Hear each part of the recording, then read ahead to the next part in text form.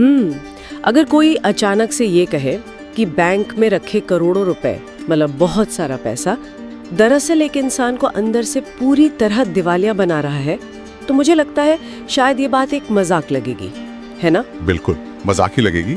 मतलब आज की दुनिया में तो यही सच है। हाँ, क्योंकि हम जिस दुनिया में रहते हैं यार, वहाँ सफलता का सीधा सा मतलब है कि एक बड़ा सा घर हो, चमचमाती गाड़ियाँ हो और हर वो लग्जरी जो पैसे से खरीदी जा सकती है। राइट, एकदम सही पॉइंट है। लेकिन आज की इस गहरी चर्चा में हम एक ऐसी कहानी और उसके पीछे के मनोविज्ञान को डिकोड करने वाले हैं जो इस पूरी धारणा को ही पलट कर रख देती है।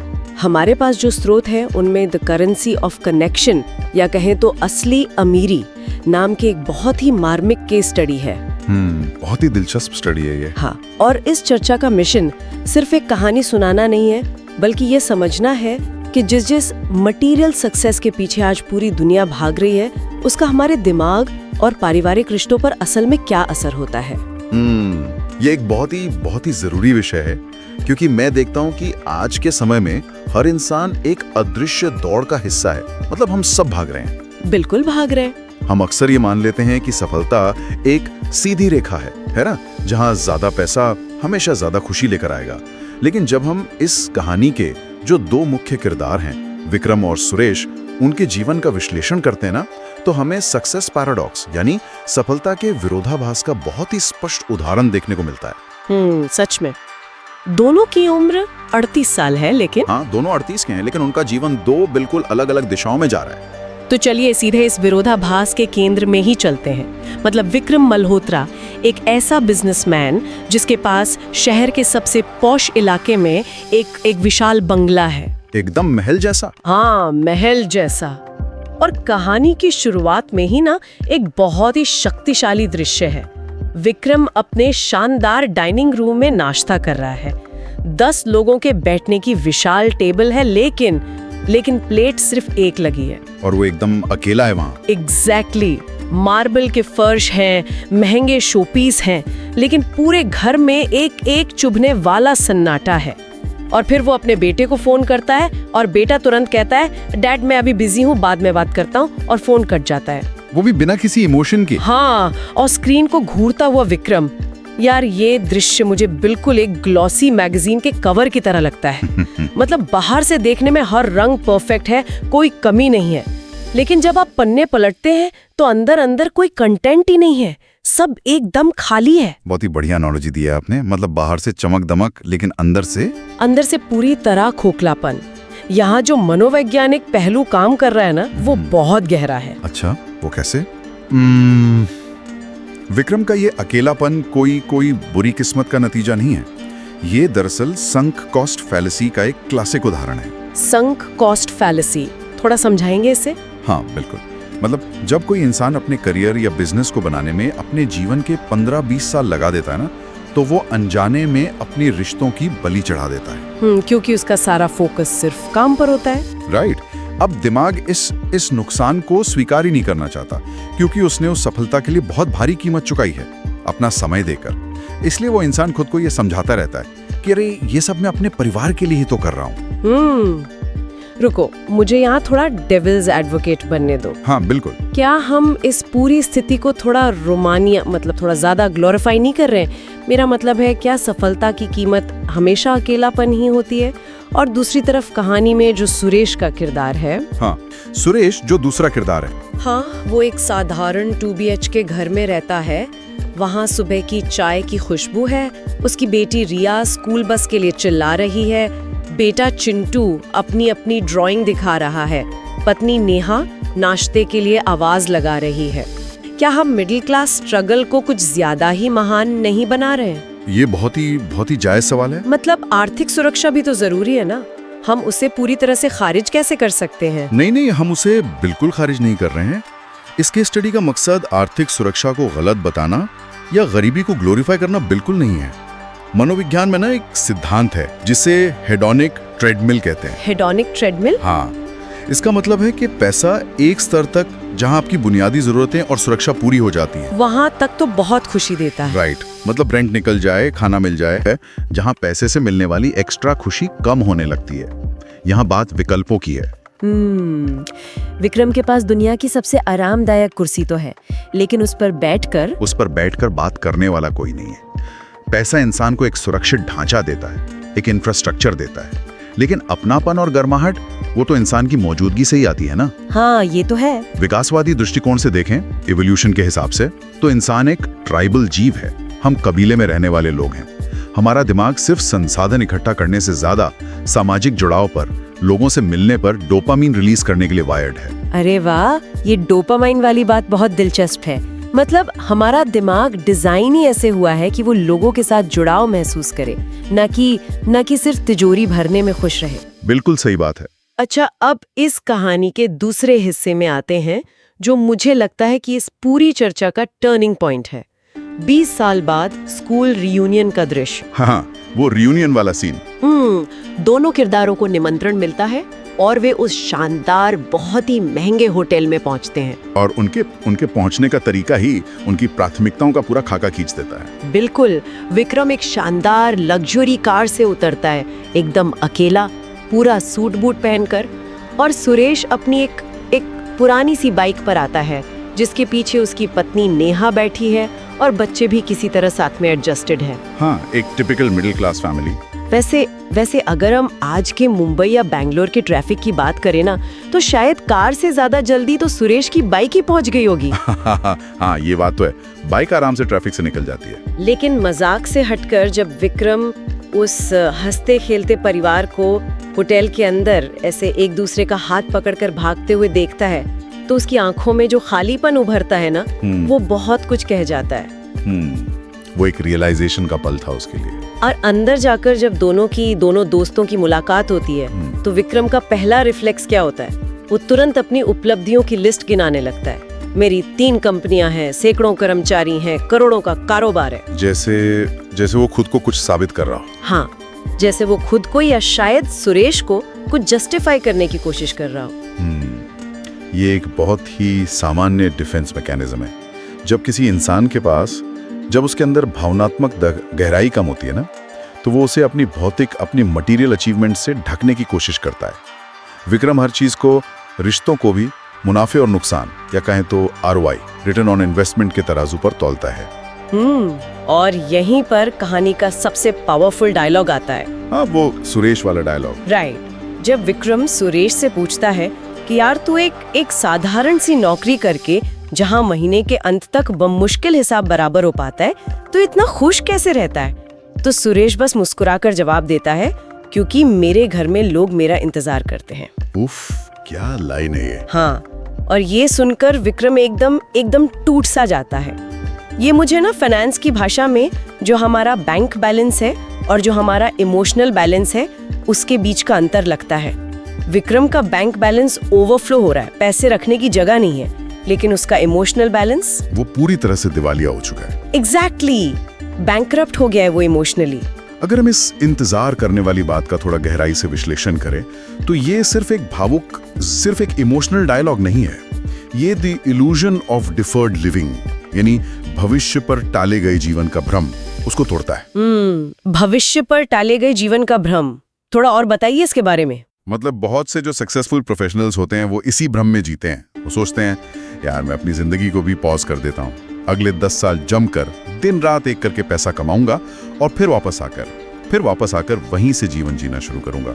अरे लेकिन समय और रिश्ते कोई नेटफ्लिक्स की मूवी थोड़ी है कि आपने रिमोट से पॉज बटन दबाया और फिर 5 साल बाद वापस आके वहीं से प्ले कर लिया। यही विक्रम की सबसे बड़ी गलती थी। उसने अपनी पत्नी और बेटे को पॉज पर रख दिया। उसने सोचा पैसा कमा लूं, फिर इन्हें समय दूंगा, लेकिन वो फिर कभी आया ही नहीं। बिल्कुल। और आज स्थिति यह है कि पत्नी अलग रहती है और बेटा विदेश में है, जो उसका फोन तक नहीं उठाना चाहता। रिश्तों को पनपने के लिए ना एक निरंतर उपस्थिति, एक कंटिन्यूअस प्रेजेंस की आवश्यकता होती है। एक बड़ा घर वो आपको खराब मौसम से बचा सकता है, समाज में रुतबा दे सकता है, लेकिन वो उस घर के अंदर जो रहने वाले लोग हैं, उनके बीच कोई अदृश्य धागा नहीं बुन सकता। सही बात है। तो क्या इसका मतलब ये है कि अगर किसी ने विक्रम की तरह 15-20 साल सिर्फ अपने करियर को दे दिए और रिश्तों को, अपनों को पीछे छोड़ दिया, तो अब सब खत्म हो गया? ऐसा नहीं है।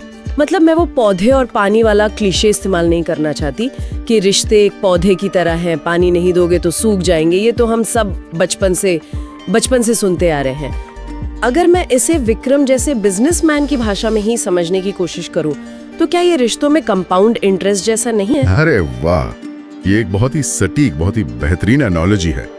बिल्कुल, रिश्ते इमोशनल कंपाउंडिंग पर ही तो काम करते हैं। राइट। अगर कोई इंसान 20 साल तक रिश्तों के बैंक में अपना समय और अपना ध्यान इन्वेस्ट नहीं करता, छोटे छोटे SIP नहीं डालता, और फिर सोचे कि 60 साल की उम्र में वो अचानक करोड़ों रुपए देकर वो 20 साल पुराना बॉन्ड वापस पा लेगा, तो ऐसा नहीं होता। हाँ, क्योंकि 20 साल का खोया हुआ समय वो आप एक दिन में पैसे से नहीं खरीद सकते। बिल्कुल नहीं खरीद सकते। लेकिन कहानी यहाँ खत्म नहीं होती है, और मुझे लगता है यही इस केस स्टडी का सबसे आशावादी हिस्सा है। हाँ, जब विक्रम सुरेश के घर जाता है। राइट। विक्रम हार नहीं मानता। कुछ दिन बाद वो सुरेश के घर पहुंचता है, उसी 2 BH के घर में। और जब वो अंदर जाता है ना, तो उसे एक अलग ही दुनिया मिलती है। एकदम अलग वाइब। हाँ, दीवारों पर बच्चों की अजीबोगरीब टेढ़ी मेढ़ी लेकिन प्यारी तस्वीरें लगी हैं। रसोई से गरम गरम रोटियों की खुशबू आ रही है।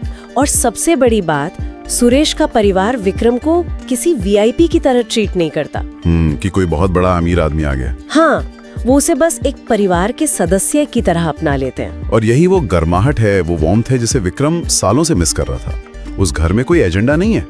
कॉर्पोरेट दुनिया में जहां से विक्रम आता है, वहां हर मुलाकात का, हर कॉफी का कोई ना कोई एजेंडा होता है, कोई नेटवर्किंग का मकसद होता है। बिल्कुल। लेकिन सुरेश के घर में प्यार बिना किसी शर्त के मिल रहा है, अनकंडीशनल है। हाँ, और वो दृश्य तो वो मुझे बहुत प्यारा लगा, जहाँ सुरेश की छोटी बेटी रिया विक्रम को हाथ पकड़कर सांप सीढ़ी खेलने के लिए खींच लेती है, और बेटा चिंटू वो उसे अपनी लिखी हुई टूटी फूटी कविता सुनाने लगता है। बच्चे तो वैसे ही बहुत मासूम होते हैं। हाँ, और सोचिए विक्रम जो अपनी 10 लोगों के विशाल डाइनिंग टेबल पर रोज अकेला बैठता था, वो आज एक छोटे से घर में जमीन पर बैठकर बच्चों के साथ सांप सीढ़ी खेल रहा है।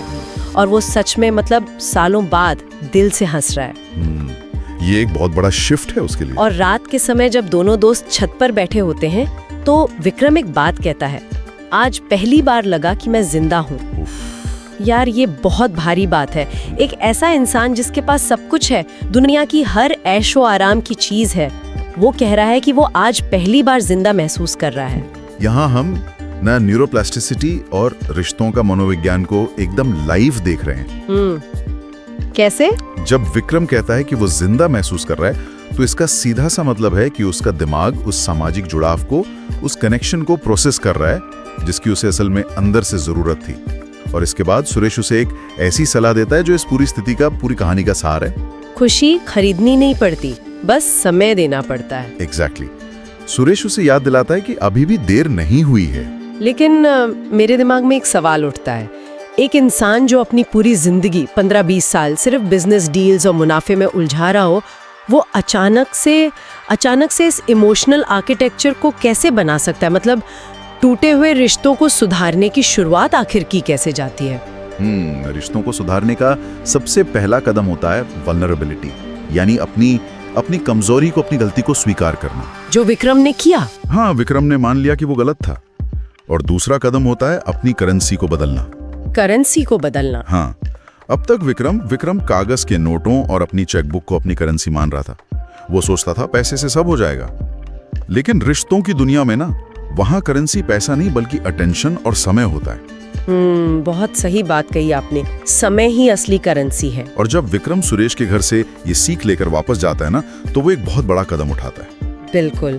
कहानी के अंत में बदलाव का वो बहुत ही खूबसूरत क्षण आता है। विक्रम अपने बेटे को, जो विदेश में है, उसे वीडियो कॉल करता है, और इस बार उसका लहजा वो कमांड देने वाले एक CEO का नहीं है। हाँ, वो बॉस की तरह बात नहीं करता। नहीं, वो एक पिता की तरह बात करता है। वो अपने बेटे से कहता है, इस बार सिर्फ बिजनेस नहीं, तुम्हारे लिए समय लेकर आ रहा हूँ। और स्क्रीन के दूसरी तरफ जब बेटा पहले हमेशा बिजी रहता था और तुरंत फोन काट देता था, उसके चेहरे पर एक बहुत ही सुकून भरी मुस्कान आ जाती है। ये दृश्य ना, ये स्थापित करता है कि चाहे कंपाउंड इंटरेस्ट का 20 साल का समय निकल गया हो, लेकिन आज किया गया एक छोटा सा निवेश भी चीजों को बदल सकता है। राइट।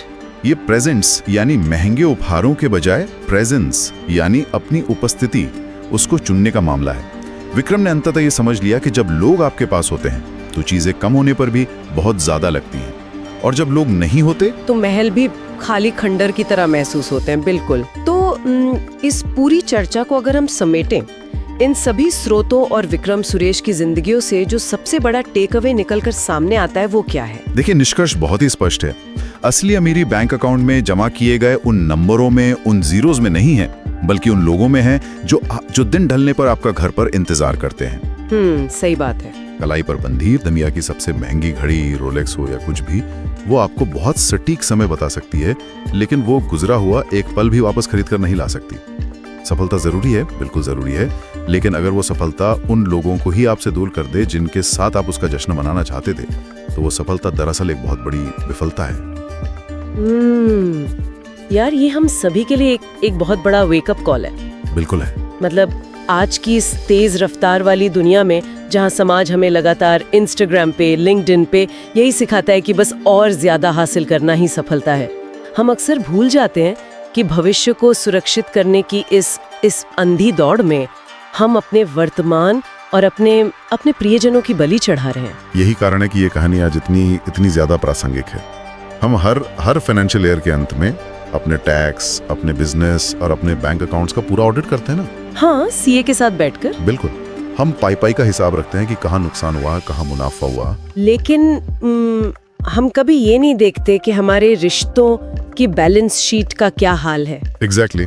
और यही आज का अंतिम विचार है, जो मुझे लगता है सोचने पर मजबूर करता है। एक पल के लिए जरा कल्पना कीजिए, अगर आज ही इंसान के जीवन के इमोशनल बैंक अकाउंट का ऑडिट किया जाए, तो क्या उसमें पर्याप्त बैलेंस मिलेगा, या फिर वो खाता अंदर से पूरी तरह खाली हो चुका है? बहुत गहरा सवाल है ये। हाँ, तो इस कहानी से एक कदम आगे बढ़कर आज ये सोचने की जरूरत है कि आज ऐसा कौन सा एक छोटा सा काम है, या ऐसी कौन सी एक पेंडिंग कॉल है जिसे किया जा सकता है, जो उस असली अमीरी को बढ़ा दे, जिसे दुनिया की कोई दौलत खरीद सकती।